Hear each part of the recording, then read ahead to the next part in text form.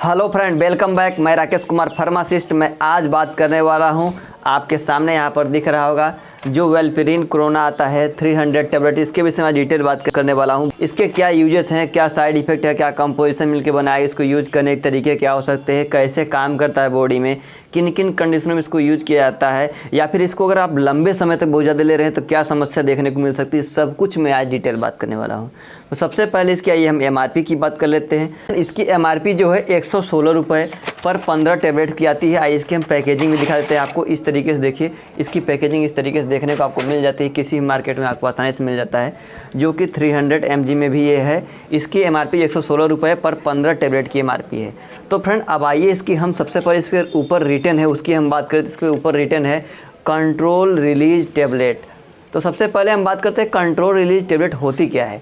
तो control release tablet एक ऐसी टेबलेट होती है, जैसे क्या होता था कि अगर पहले के ज़माने में क्या होता था कि आपको 2 घंटे या 4 घंटे के अंतराल में बार बार वही दवाइयाँ रिपीट की जाती थी।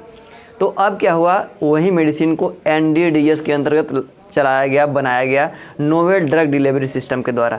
तो ये क्या है कि आपको वही टेबलेट कंट्रोल रिलीज में बनाई गई, ताकि आप एक टेबलेट ले लीजिए, आपको 24 आवर के लिए लेना ना पड़े दोबारा। आप वो क्या हो, धीरे धीरे काम करता रहे, धीरे धीरे काम करता रहे, आपके बॉडी में चला जाए। तो कंट्रोल रिलीज मतलब धीरे धीरे इसकी जो अमाउंट है वो आपके बॉडी में जितनी ज़रूरत पड़ेगी उतना रिलीज होता रहेगा और आपके बॉडी में लगातार काम करता रहेगा।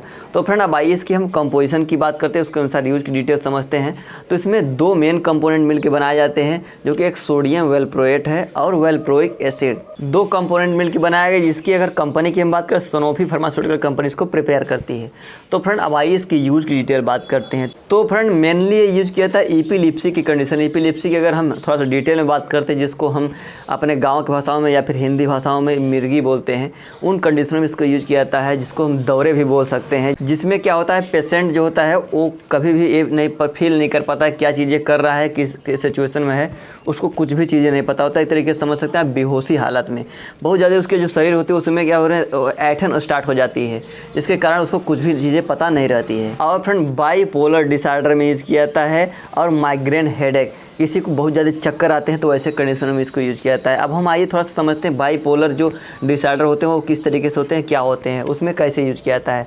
तो बाईपोलर डिसऑर्डर जो होते हैं, तो फ्रेंड इसमें क्या होता है, पेशेंट का मूड जो होता है स्विंग होता रहता है। कभी वो हंसने लगता है, कभी वो रोने लगता है, कभी वो डिप्रेशन में चला जाता है, कभी उसकी जो इच्छाएं होती हैं, प्लेजर होते हैं, वो अलग अलग तरीके से होते सकती है, हैप्पीनेस होने लगता है, उनके जो मूड होते हैं वो चेंज होने जाते हैं। तो इसको हम बाईपोलर डिसऑर्डर बोलते हैं, जिससे क्या समझ सकते हैं आप कि उनका ब्रेन सही तरीके से काम नहीं कर सकता है।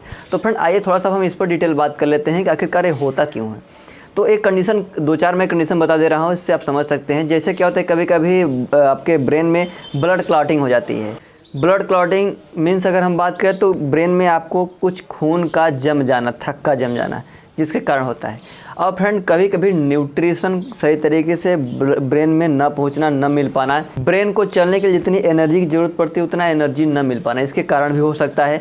या फिर कभी कभी ऐसा भी हो सकता है कि आपके ब्रेन में सही तरीके से ऑक्सीजन की सप्लाई ना हो पाए, ब्लड की सप्लाई सही तरीके से ब्रेन में ना हो पाए, बहुत कम मात्रा में हो पाए, जितनी ज़रूरत है उतना ना हो पाए, तब भी ऐसी कंडीशन देखने को मिल सकती है।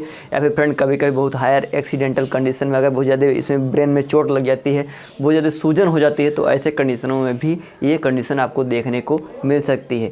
तो फ्रेंड ऐसे कंडीशनों में इस टेबलेट्स को यूज किया जाता है। इसकी अगर हम डोज की बात करें तो अधिकतर जो डोज होती है दिन में एक बार ही प्रेफर की जाती है, क्योंकि कंट्रोल रिलीज टेबलेट है। लेकिन कोई भी मेडिसिन लेने से पहले किसी डॉक्टर या फिजिशियन से संपर्क जरूर करिएगा। ये प्रिस्क्राइब मेडिसिन है, अपने से इसको आप नहीं ले सकते हैं, क्योंकि आपको जब तक कोई ऐसी कंडीशन नहीं होगी तब तक आप डॉक्टर इसको नहीं देंगे आपको। तो फ्रेंड इसीलिए कोई मेडिसिन लेने से पहले किसी डॉक्टर या फिजिशियन से संपर्क जरूर करिएगा, तभी इसको यूज करिएगा। और फ्रेंड इसको यदि आप बहुत लंबे समय तक ले रहे हैं तो आपकी हड्डियाँ बहुत ज़्यादा कमज़ोर हो सकती है, बहुत ही ज़्यादा। इसीलिए फ्रेंड कोई मेडिसिन लेने पर किसी डॉक्टर या फिजिशियन से संपर्क जरूर करिएगा। इसकी जो ड्यूरेशन की अगर हम बात करें तो कभी कभी बहुत लंबे समय तक भी के लिए भी प्रेफर करते हैं डॉक्टर, कभी शॉर्ट टर्म के लिए 2 महीने 4 महीने के लिए भी प्रेफर करते हैं, जैसी भी कंडीशन होती है। तो फ्रेंड अब आइए इसके हम साइड इफेक्ट तरफ बढ़ते हैं। इसके साइड इफेक्ट समझते हैं। साइड इफेक्ट इसको लेने से क्या क्या देखने को आपको मिल सकते हैं, जरूरी नहीं है सबको नहीं होता, किसी किसी को हो सकता है। तो फ्रेंड इसकी साइड इफेक्ट में आपके स्टमक में, आपके पेट में दर्द हो सकता है, डिजनेस, चक्कर थोड़ा बहुत आ सकते हैं, या फिर आपका मुंह सूखा सूखा लग सकता है, या फिर कड़वा लग सकता है, और फिर आपके आँख का मूवमेंट जो होता है वो आपके बस में ना हो, कंट्रोल ना हो, इधर उधर घूमती रहे, ऐसी कंडीशन देखने को मिल सकती है। या फिर आप बहुत ज़्यादा महसूस कर सकते हैं टायर्ड थकान महसूस कर सकते हैं, या फिर आप स्लीपिंग बहुत ज़्यादा सोने के लिए हो सकते हैं, या फिर आपको सिर में दर्द हो सकता है, या फिर आपकी वेट बढ़ सकती है। इसके साइड इफ़ेक्ट है, ऐसे कंडीशन देखने को मिल सकते हैं। अब फ्रेंड आइए हम बात करते हैं इसकी वर्क के काम किस तरीके से करता है। तो ये सबसे पहले बता दें एंटी कन्वर्जेंट ड्रग के अंतर्गत आती है, जो कि ये सोडियम वेलप्रोएट जो होता है या फिर वेलप्रोइक एसिड, दोनों इसी तरीके से आते हैं। ये फ्रेंड काम किस तरीके से करता है, हमारे ब्रेन में जो होती हैं गाबा होती हैं, उससे इंटरेक्ट करके डोपामिन के साथ ये रिएक्ट करके काम करती हैं। इस तरीके से वर्क करता है हमारे बॉडी में। तो फ्रेंड एक कैसा रहा वीडियो हमें कमेंट बॉक्स से कमेंट करके जरूर बताएगा। इससे रिलेटेड कुछ भी चीज़ अगर आप पूछना चाहते हैं तो कमेंट बॉक्स से पूछ सकते हैं, मैं आपको जवाब जरूर देने की कोशिश करूँगा। और फ्रेंड ये आपको खाना खाने से पहले या खाना खाने के बाद दोनों कंडीशन इसको आप यूज कर सकते हैं। तो फ्रेंड ये वीडियो अच्छा लगा हो तो लाइक करना भूले, सब्सक्राइब करना भूले, दूसरे के पास जरूर शेयर करें ताकि उसको भी इसके विषय में डिटेल पता हो सके, तभी यूज करें। तो फ्रेंड और हमारा वीडियो देखते रहे और नॉलेज लेते रहे। मिलते हैं अगले वीडियो में अगले जानकारी के साथ, तब तक के लिए बाय बाय।